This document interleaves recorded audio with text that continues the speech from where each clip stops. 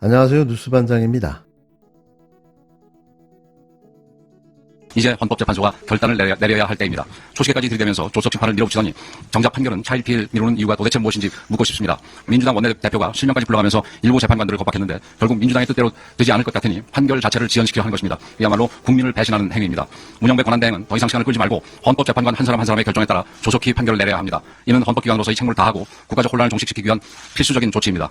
지금 국민들은 누가 진짜 내란 세력인지 묻고 있습니다. 민생이 불타는데도 대통령 탄핵에만 매달려 기름을 끼얹는 세력, 경제, 외교, 안보가 모두 위험수위로 치닫고 있는데도 아스팔트로 뛰어나가 국민 갈등과 혼란을 선도하는 세력, 바로 이들이 진짜 내란 세력이라고 국민들은 분노하고 있습니다. 이재명 대표와 민주당에게 엄중히 경고합니다. 헌재의 결정은 헌재에 맡기고 국회로 복귀해서 민생을 챙기는 것만이 진짜 내란 세력이라는 국민적 분노를 벗어나는 길임을 명심하기 바랍니다. 국민의힘은 헌정 질서를 지키고 국정을 정상화하며 국민의 삶을 돌보는데 끝까지 책임을 다하겠습니다. 대통령 탄핵 심판을 둘러싼 정치적, 사회적 혼란이 극심해지고 있습니다. 헌재는 국정의 혼란과 불확실성을 정리하기 위해 대통령 탄핵 심판 결과를 조속히 선고하길 바랍니다. 대통령 선고가 늦어지면서 헌재를 둘러싼 낭설이 이리저리 증폭되고 있습니다. 이는 헌법재판소의 권위와 신뢰를 훼손하는 일입니다. 이미 헌재는 대통령 탄핵 심판과 관련해서 평의를 수십 차례 진행한 것으로 알고 있습니다. 문영배 권한대행은 선고 일자를 잡고 헌법재판관 개개인의 판단을 들어서 하루빨리 탄핵 심판에 대해서 결론을 내리기 바랍니다. 일제강점기 친일 매국노가 이런 모습이 아니었을까요? 나라를 팔아먹은 매국노도 이러지는 않았을 겁니다. 오로지 자신들의 밥그릇을 위해서라면 영혼도 팔아먹을 인간들이 무엇을 못할까 싶은데요. 이런 자들이 정치를 한다는 게 개탄스러울 따름입니다. 국민을 향해 스트레스를 난사하고 있는 국힘당 쌍권총 지도부가 그 터진 입이라고 말문을 열었는데요. 헌재를 향해 탄핵 선고를 빨리 하라는 겁니다. 이제사 윤석열 탄핵 기각 공작이 마침내 마무리된 모양인데요. 이제 판결 선고만 남은 듯 보입니다. 윤석열 탄핵 재판을 오래오래 심사숙고해야 한다던 국힘당이 느닷없이 내란 속의 윤석열 탄핵 재판 판결 선고를 빨리 하라고 돌변했는데요. 복합 페이스가 안 되는 국힘 무리들, 이들의 이런 자신감에는 5대3 탄핵 기각이라는 믿는 구석이 있는 거죠. 지금 선고가 지연되는 이유를 너무나도 잘 알고 있는 이들로서는 지금 당장 파면 선고를 하는 게 유리하다고 생각한 건데요.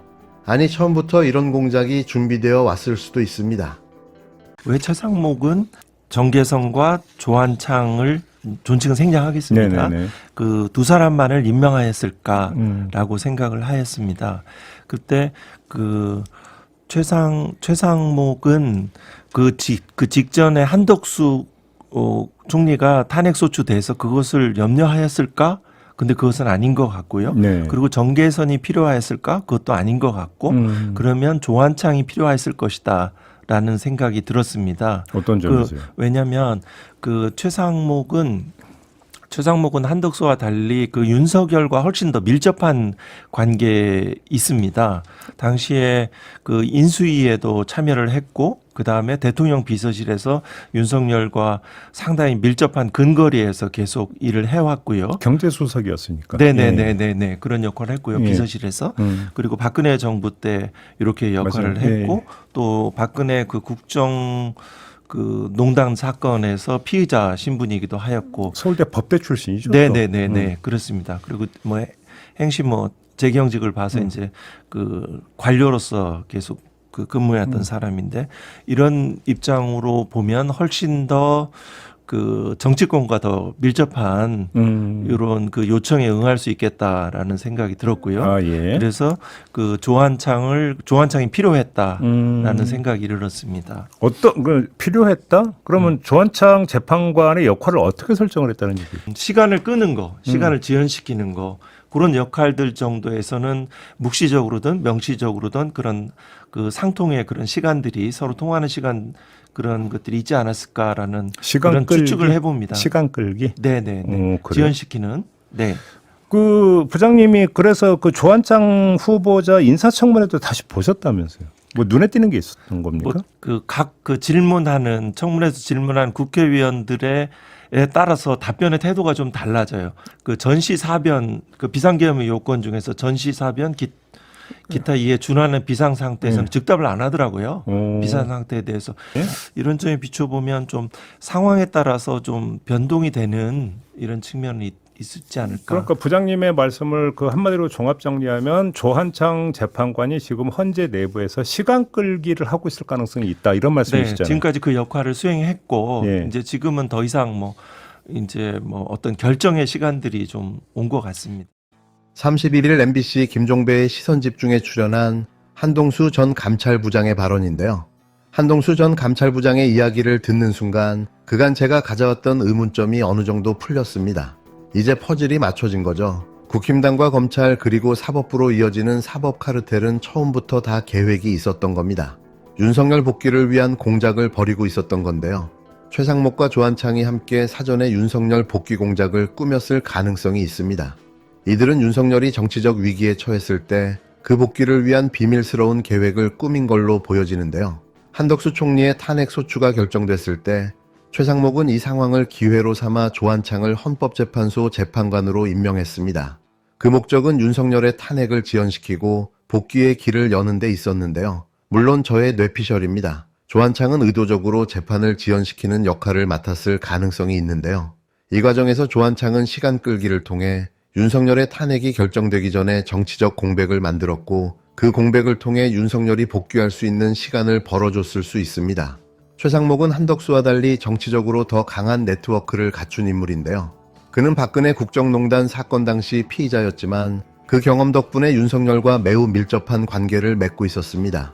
최상목은 윤석열의 복귀를 위해 정치적 안전을 보장할 수 있는 인물로 조한창을 통해 시간을 벌어 윤석열 복귀의 정치적 환경을 만들었을 가능성이 있는데요. 두 사람은 국민 여론을 무시하고 윤석열의 복귀를 위한 음모를 꾸몄을 수 있습니다. 당시 여론은 정권 교체를 바라는 목소리가 커지고 있었지만 최상목과 조한창은 그들의 정치적 목적을 위해 여론을 최소화하거나 조작하며 복귀를 위한 작업을 했을 수 있는데요. 물론 이건 저의 개인적인 생각입니다. 결국 이 음모론은 조한창이 시간을 지연시키며 윤석열 복귀를 위한 시간을 벌어줬고 최상목은 그 과정에서 중요한 역할을 했다는 이야기로 이어지는데요. 그들의 역할이 서로 얽히면서 윤석열의 복귀가 가능해졌다고 볼 수 있는 거죠. 이들은 명시적으로 대화를 나누지 않았더라도 묵시적으로 서로의 역할을 이해하고 작동했을 가능성이 큽니다. 다시 말하지만 이건 저의 주관적인 판단인데요. 이렇게 윤석열 복귀 프로젝트가 가동되고 있었던 거죠. 지금 보니까 영연백을 추가 구매하고 있어요. 윤석열 구속 취소 이후에 영연백 추가로 구매했다라는 거 알고 계시죠? 답변해 보십시오. 알고 계십니까? 네, 제가 자세히 파악하고 있지 못합니다. 네, 추가 구매했고요. 영연백 알죠? 시신 보관하는 백. 그거를 과도하게 추가 구매했고 오늘 1억 6천 이상 또 추가 구매 공고가 떴습니다. 이게 왜 그럴까요? 이거 지금 제2의 계엄 준비하는 거 아닐까요? 윤석열 복귀 프로젝트 하고 있는 거 아닌가요? 오늘 이상하게 보니까 국민의힘 의원들께서 그동안과 달리 빨리 선고해라라는 얘기를 해요. 왜 그럴까요? 뭔가 지금 정보가 새는 거 아닌가요? 정보 새지 않는다고 자신할 수 있습니까, 처장님? 답변해 보십시오. 네? 그런 사실은 추호도 없습니다. 없다고 믿어도 되죠? 추호도 네. 없습니다. 추호도 있는지 없는지 한번 잠깐 볼까요? 윤상현 의원이 이렇게 얘기합니다. 3월 21일 날 헌법재판소 앞에서 기자회견하면서 자기가 들은 정보에 의하면 한덕수 총리는 7대1이다. 3일 전에 7대1을 맞췄네요. 이거 어떻게 된 겁니까? 정보 안 새는 거 맞아요? 왜 국민의힘 의원들이 오늘 갑자기 신속하게 선고해야 된다라고 하는 겁니까? 정보 새는 겁니까? 안 새는 겁니까? 정보관리 잘하십시오. 보안관리. 그런 일은 절대로 없습니다. 믿고 싶지만 이거 내통하는 거 아니에요 진짜? 어떻게 윤상현이 정확히 알아요? 그리고 윤상현 의원이 또 그렇게 얘기했죠. 4월 11일 날 선고한다라고. 그리고 최근에 국민의힘에서 요구하는 거 지금 다 들어줬지 않습니까? 한덕수 먼저 선고해라. 최재해 먼저 선고해라. 이재명 대표 선고 이후에 해라. 이거 다 들어줬어요 지금. 그러니까 국민들이 이상하다 의심스러운 눈으로 보는 겁니다. 그 의심을 헌법재판소 스스로가 빨리 떨쳐내야 됩니다. 이런 가운데 정권교체 여론이 57.1%로 정권 연장 37.8%보다 무려 19.3%포인트나 높게 나왔는데요.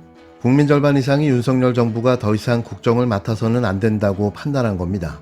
전주 대비 정권 교체 여론은 3.2%포인트 상승했고 정권 연장은 2.6%포인트 하락했는데요. 시간이 갈수록 윤석열 정부에 대한 실망이 커지고 있다는 걸 보여주는 대목입니다.